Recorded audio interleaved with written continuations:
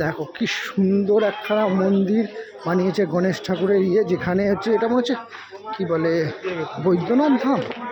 এখানে যেখানে উঠতেই এখানে বলে আবার নন্দী মহারাজ বসে রয়েছে। এই দেখো প্যান্ডেলটা, চলো দেখি ওঠা যাক। এই দেখো এটা কোন মন্দির বন্ধুরা তোমরা বলো, কেন আমি তো সব জায়গায় যাওয়া হয় না, আমি গরিব শরীব মানুষ, তাই প্যান্ডেলেই দেখছি, যাইনি বলে আমি জানি না যে এটা কোথাকার মন্দির। সিঁড়ি দিয়ে উঠছি, চলো। এই দেখো কত সুন্দর কারুকার্য, এই দেখো চলো দেখি। এই দেখো এই দেখো, চলো নাবি তেরি